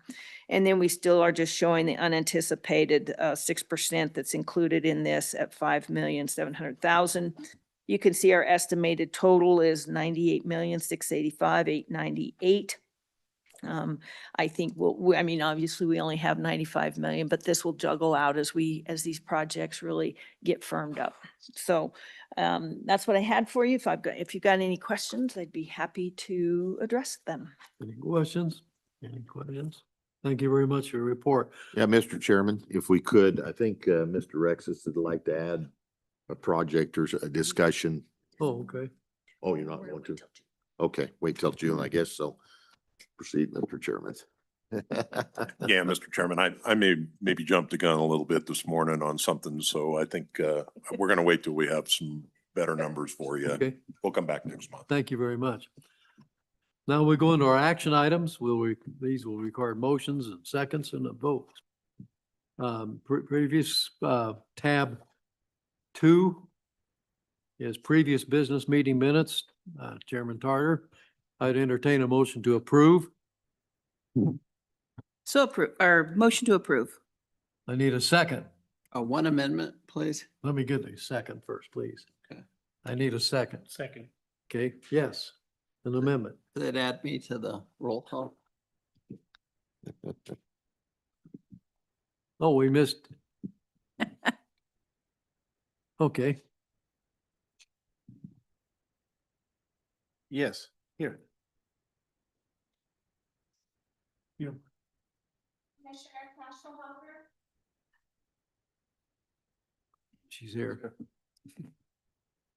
Commissioner Thayer, Here. Commissioner Thorne, Excused.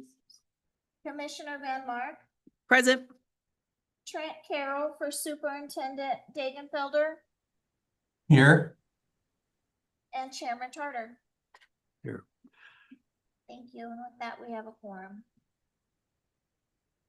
And I think that we need to add his name on the minutes from the last meeting, right? Yeah, from Douglas. Okay. Okay. Any other additions or corrections? Any other additions or corrections? Since you're ready to vote, all those in favor of approving the minutes as amended, please say aye. Aye. Any opposed, same sign. Next is tab 3, funding transfer transactions and financial reports, Administrator Anderson. Thank you, Mr. Chairman. I know this is the most exciting part of the whole meeting for all of you. So we'll start with, as we always do, with the balances of the accounts that the commission has purview over, starting with the unanticipated accounts. 17-18, there was no change. We're still sitting at roughly 1.2 million. The 23-24 unanticipated reflects the $1 million, up to $1 million that the commission approved at their April 2nd meeting for the Evanston High School VAV, bringing the balance down to 727,361. 25-26 similarly had commission action in the April meeting of 600,000, up to 600,000 for the Evanston Davis Middle School roof, bringing the balance down to 21,214,481. Land opportunity sits still at about 605,000. The emergency fund is sitting at a little over 3.5 million, and the planning fund is sitting at 2.9 million. The inflationary fund is been stable at an uncommitted balance of 13.4 roughly. And those are your balances. And SCD recommends that you approve the financial report as submitted. When you get to that, if you'd like, we can go through the rest of those before you get to that. I'd entertain a motion. Mr. Chairman, I move that the commission approve the state construction department's recommendation as indicated. Second. Been moved and seconded. Discussion. Discussion. Discussion. Since you're ready to vote, all those in favor of the motion, please say aye. Aye. Any Aye. opposed, same sign. Mr. Chairman, moving along with your financials, we start as we always do with the executive summary, including the operations, major maintenance, and capital construction. You can see that the net appropriations in column C are just a little bit under $5 billion over the last 20 years roughly. Moving along to page 20, this is the operations report. We always keep an eye on how the expenditures are laying out from year to year and making sure we're within norms. So I'm drawing attention to column D. We're sitting right where we should be at $231,000 for the expenditures for April. Moving along to the major maintenance report, there is something just a little different on this one I want to show you about. In column C and D at the very bottom, you'll see for 27-28, we had a net appropriation of $1,122,400 in this session. That was, since they didn't do a supplemental budget during this session, they made some effective immediate for the major maintenance so that we could make up that gap that we needed. We'd requested the supplemental and we didn't get any budget. So they made up that gap.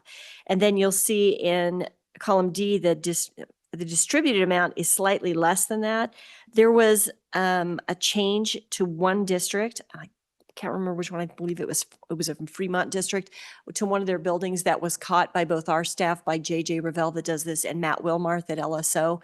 And because of that change, it decreased the amount by about $32,000. And that's what that change is that's reflected there. When we get to the end, it'll go back, it'll revert. Okay. Moving along to page 22, this is the capital constructions appropriation. Drawing your attention to column F, we're always making sure those balances are moving down appropriately. And the change from the previous month was just under $5 million that we got out the door on projects. Then moving along to page 23, this again in column B is where we look at what we had budgeted and what was awarded, and we're trying to move the money off the budget and into an actual contract. So you'll see in column B, we had about $7.5 million. About 71% of that, it was about $5.3 million was on one contract. It was for the Wyoming Indian High School in Fremont 14 for their HVAC system. That one went under contract. That's the majority of what those funds were used for. The details for that can be found on pages 27 and 28.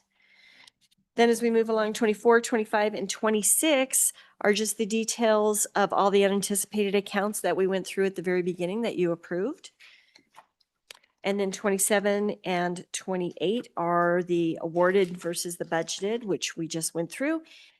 And then the remainder of the tab, Mr. Chairman, is a listing of all the appropriations by district and facility that we include every time we do the commission so that you can look at everything.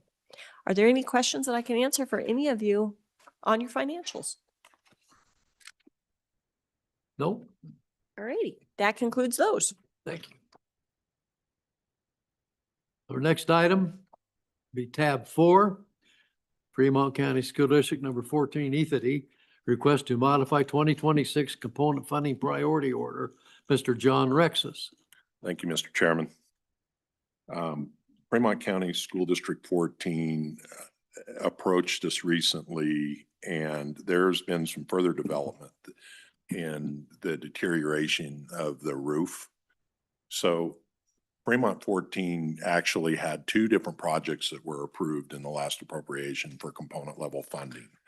One of those projects was above the line, meaning that it got both funding and spending authority. However, one of their projects was below the line, meaning that it got spending authority, but it didn't necessarily get funding. We have to wait until we see some of those projects that got the funding get completed or maybe even bid out to see where we're comfortable with maybe pulling some of those funds or rolling them down to those projects that got the spending authority but no funding. So in this particular instance,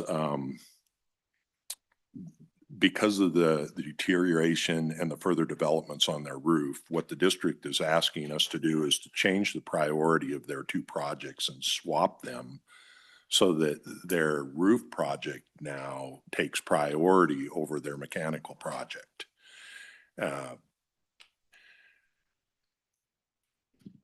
Sorry. We've included a section in the summary sheet that shows the language in statute that allows the commission to make that kind of determination or to make that action, to be able to move money between different component level projects or change the priority of projects based on need. And that's under bullet point number 4. And it reads, the School Facility Commission may modify prioritization of projects contained in this paragraph to optimize efficiency or based on project readiness. The project that got the spending authority but did not get funding actually is a lesser dollar value than the project that got both. I've had a conversation with the district about this, and they understand that, well, first let me say, beginning on the bottom of page 46 and on page 47, we've included the component prioritized list from the budget request. And we've highlighted the 2 projects that are in question that the district would like to swap. And you can see that the number 22 priority at the end of the list is slightly less than $200,000 less than the one that was approved that got the funding, which was their mechanical project. On April 1st, as I said earlier, Fremont County School District 14 submitted this request to us wanting to swap those 2 projects, and pursuant to the authority of House Bill 105, the School Facility Commission can consider that and make that change.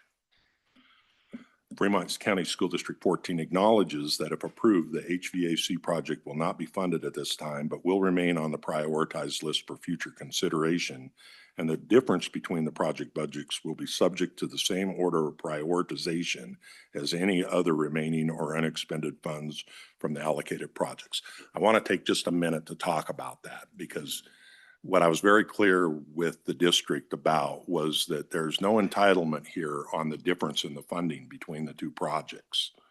So that amount of money is going to roll down or spill down in the same order of prioritization as the list is that we submitted in the funding request, meaning that number 20 on the list would actually have first rights to that spill down money, and the district understands that.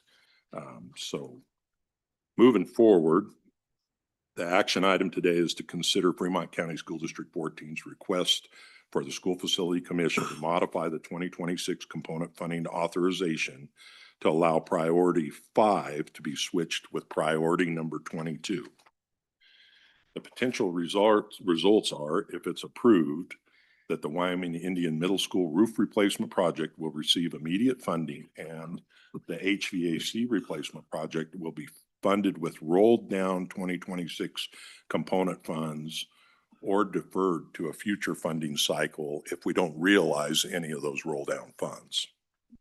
If not approved, the HVAC replacement project will proceed as currently prioritized, and the roof replacement project will remain unfunded and may continue to deteriorate, increasing risk of system failure and potential escalation of costs. Our recommendation is that the State Construction Department recommends the School Facility Commission modify the 2026 component funding authorization to allow priority number 5 to be switched with priority number 22 for Fremont County School District number 14. And with that, I'll open up for any questions you may have. Questions, discussion? Mr. Chairman. Yes. So, Mr. Alexis, will the roof be done this year then?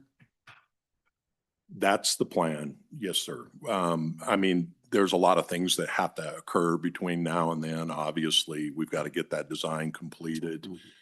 So it's going to be difficult, but it is feasible. And then again, we have to get bids that fit within the budget, or we have to figure out how to supplement the project if for some reason the bids come in higher.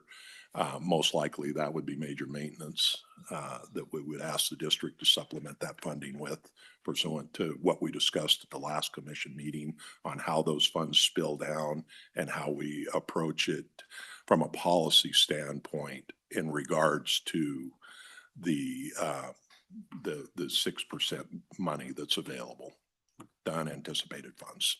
Thank you. Further questions? Tom? Just curious in general on this list of the 19 that are funded and approved and funded, have any of those started or under contract, or do we know kind of how those others are going at this point?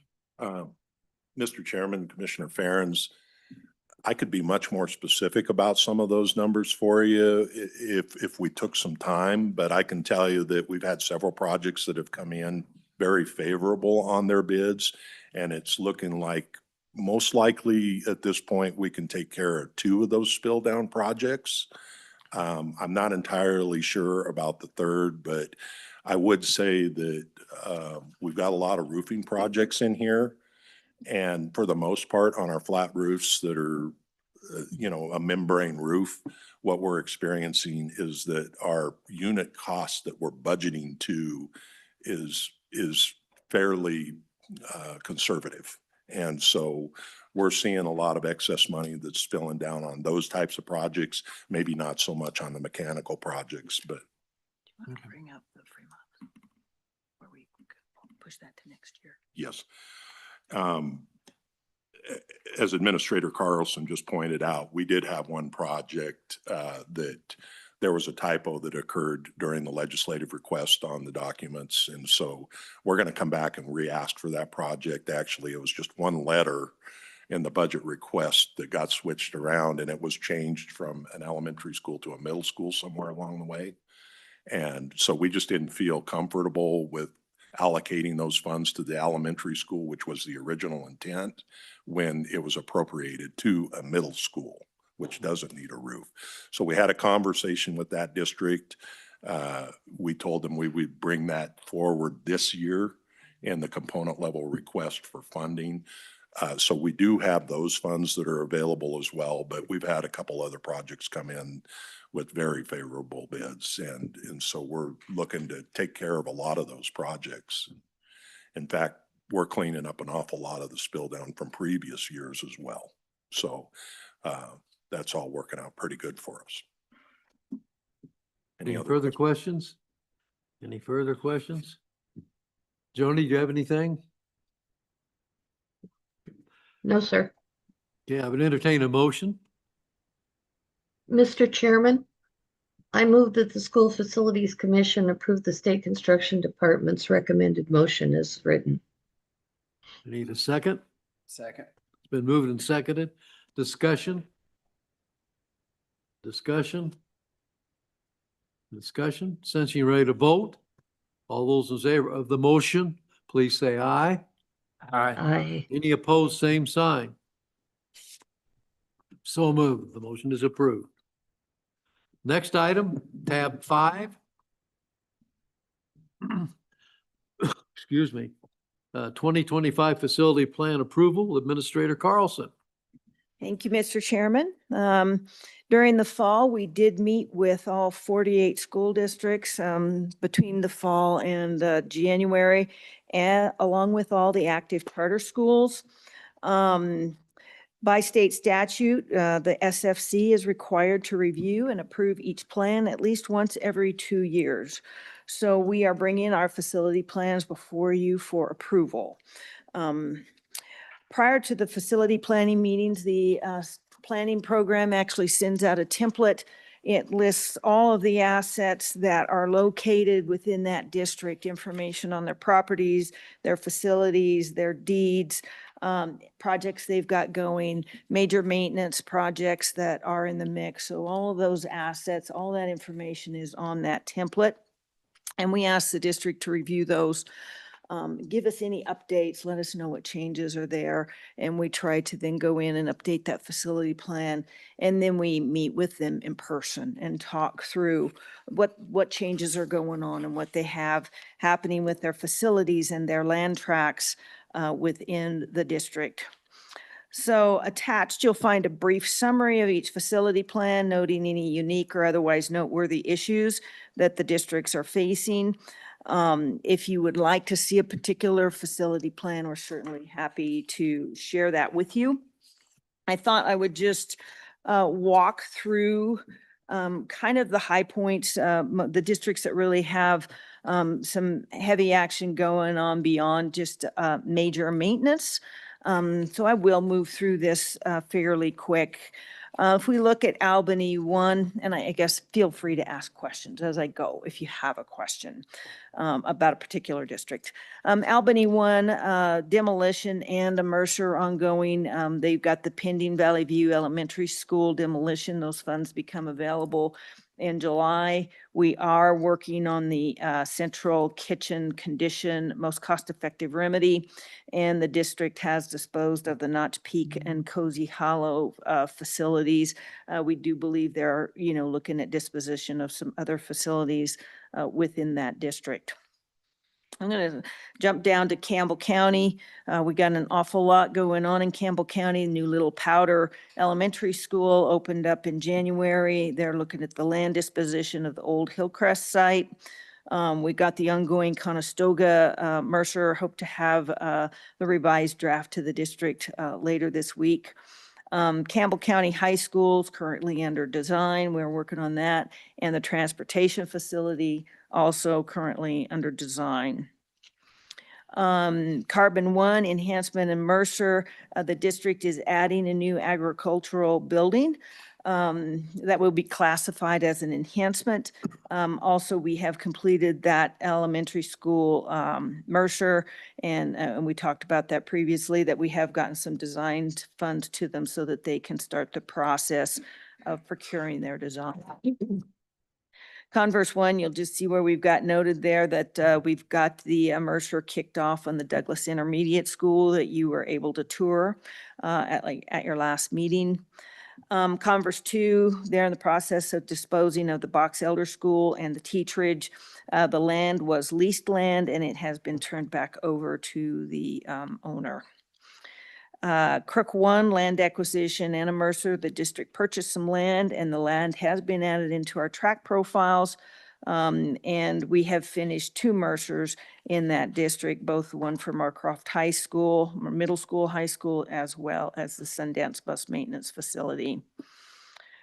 Fremont One has made that request for some demolition funds for the North Old Elementary School, which we will carry forward with this year's budget request, as well as today you approved them this says disposing. Initially, they had talked about disposing that. They have switched that to a mothball request after that public meeting that they mentioned to you that they held out, that they believe some kids will be coming along that will want to use that elementary school. Fremont 25, they are in the process of disposing of some of their modular facilities. And then we're still actively working on that Frontier Academy alternative school, most cost-effective remedy study. Goshen, we're very actively working on the Southeast Elementary, Middle, and High School K-12 condition Mercer with Goshen. I'm going to switch down to Laramie 1. Of course, you approved the repurposing, or we visited with you about the repurposing of the old Miller Elementary School, the East High School 912, getting ready to kick off the design for that as the funding becomes available. We've talked about the favorable bid on ARP. They've got the 5.6 on the street right now, so we're hopeful that we'll get another good bid on that new 5.6. And then certainly they got the money coming for the Hobbs design in July as well. Laramie 2, they have made an addition to the Pine Bluffs Junior High School. They did put a vestibule in there, and then they added some concession facilities into their lobby. And then we're actively working on that Pine Bluffs Elementary School capacity Mercer. Lincoln 2 bus garage, non-educational, that is under design. Actually, I think they may be getting fairly close to ready to go to bid on that. Natrona 1 disposition, they continue to look at disposal of buildings as their enrollment continues to drop. Niobrara land acquisition. The property there at Lance Creek really went back and forth. We had started a Mercer on a facility there. After that Mercer was kicked off, became aware that was a leased facility, privately owned. And so we took that, the property sold. It is leased land. And the district was trying to work with the new landowners on the use of that facility and keeping their modular there. Those negotiations were not going well. So we took that Mercer and shifted it to be a kind of a land due diligence to see if we could find another location for them to maybe move that modular facility. The land sold again. And so they got another owner, and that owner has worked with the district, and they have got another solid lease in place. So we're good there, and actually we are going to just close out that Mercer and not continue any further because there is no need now for land due diligence. Moving on down, I'm going to go to Sheridan 2. We did visit. We've got that Mercer going. I know MGT is getting close to being ready to we did an original draft quite some time ago. We will dust that off and then meet with the district and start moving more actively on that particular most cost-effective remedy study. Sublet 1. Pinedale, they are actually constructing a new 22,000 square foot CTE facility. Looks like a beautiful building that should be ready to open for students next fall. That is an enhancement as is district initiated and district funded. Sweetwater 1, actually, they did get the purchase of that BLM property complete. So they are now the owners of that, what was BLM acreage where the new high school will be going. They have also recently purchased a new building for a CTE facility. We were able to walk that facility when we were out on our west side tour. It's a very large, nice facility. They've got a lot of property there. And so they're in the process of renovating that, and hopefully we'll have it open in the fall for students to use. I've got Uinta One highlighted. They did go in and put in these dome structures. They're kind of like we call them bubble buildings, but they are inflatable buildings. Those have been really useful to the district.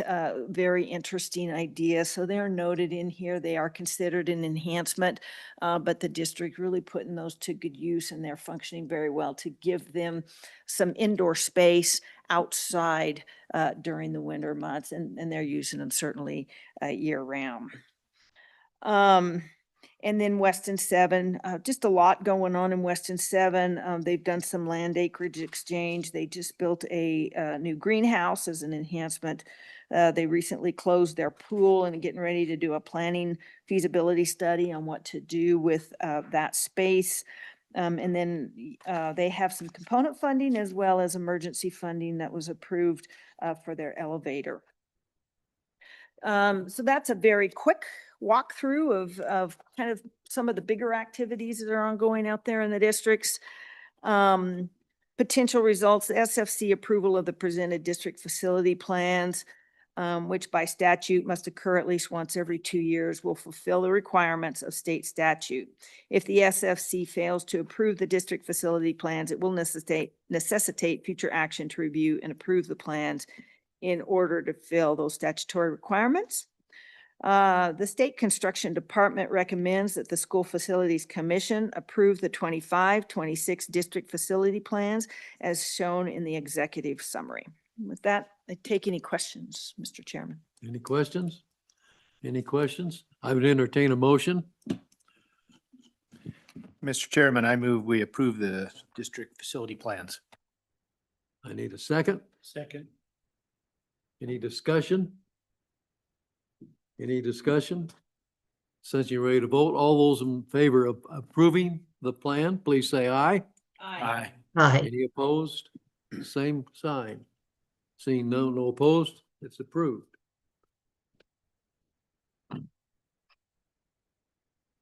We'll have a public comment period. Anybody who wants to make some comments or ask some questions? Yes, Sheridan. Thank you, Mr.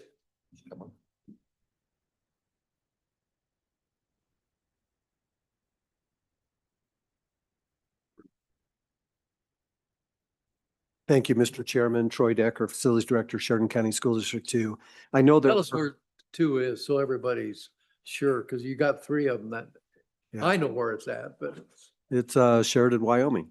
okay, the big town. It's not, that's right. It's not It- Bighorn. It's not Ranchester and it's not Bighorn. It's Sheridan. So Sheridan 2 is Sheridan. Thank you. So ancillary buildings, there was a little bit of discussion on ancillary buildings and being a former employee of the SCD and then in this position in 2 different school districts plus a teacher and a coach. I understand the question but I wanted to bring a little bit of clarification on that. And we have 48 school districts, 48 superintendents. And so in general, of course, superintendents are, they focus on education, right? So I think in general, you can say that most school districts at all times are focusing on the educational buildings. Education first. So, and that's our philosophy. We don't believe that ancillary buildings are necessarily ancillary in the fact that they are very important what we do. We have a warehouse for distribution of goods and other things to all the schools, so in the support role. Maintenance shop for all our maintenance team that has all their supplies, trucks and all that stuff that serves the district as a whole. Our administration building, of course, that does all of us in there do our thing, and then transportation, of course, getting those students everywhere. But for us and me specific as a facilities director, the things that we prioritize in the ancillary buildings is safety and health, right? There's a safety issue. We are going to address that and make sure that no one is, no matter an adult or a child, is hurt. Health issues. And then, of course, when you're talking about ancillary buildings, my administration building, $1.7 million to replace the HVAC system. And it's timed out. And so, but what do? It's past its expected life expectancy. So to prioritize educational buildings, basically, I'm doing a 6-year phase project on that. I'd rather do it in one bid. I'd rather do it one time and get it taken care of and go on. But because education buildings are most important, we are phasing those projects. And then specifically over at our transportation facility, we have probably a 45, 50-year-old electrical supplies system coming in there, right? And so, of course, we're addressing that because we don't want our bus barn to burn down, and which has happened in the state before, and you lose buses. So those are just some thoughts there. It's not a criticism of the question, because I had that question as an employee of the SCD. And when you see people spending money on ancillary buildings, you trust that they're doing that because it best represents the support that they need in order to support the education, which is being taken care of in the educational buildings. Anyway, that was just a little bit of an addition to the thoughts on both sides of the table. Well, thank you. It's nice to hear somebody from my end of the state talk. Good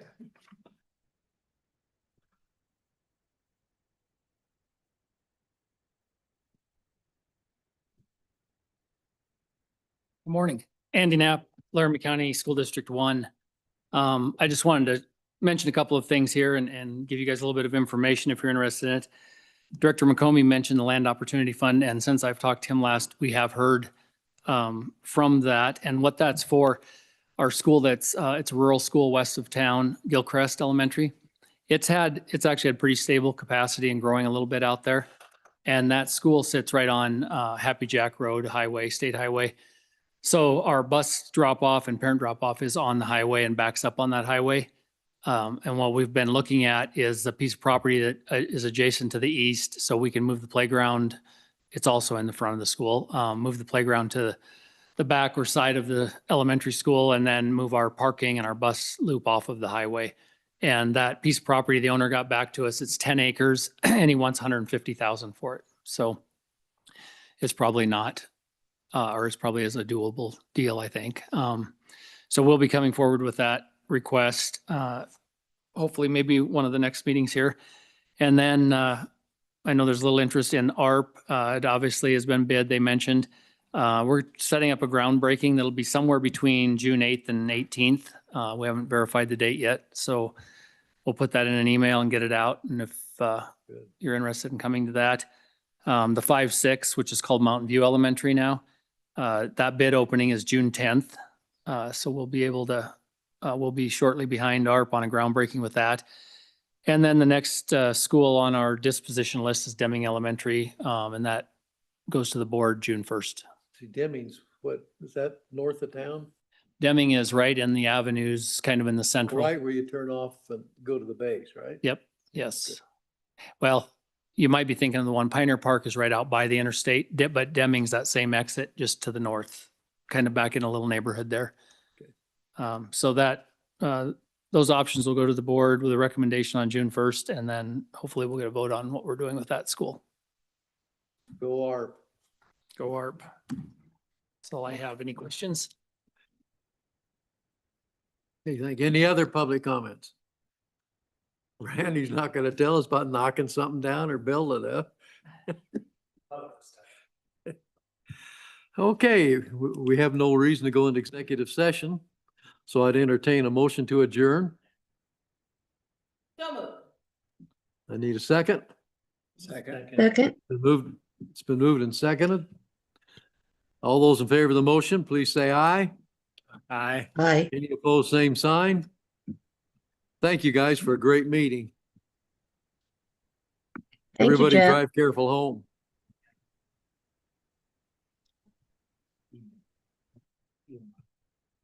So Jeff.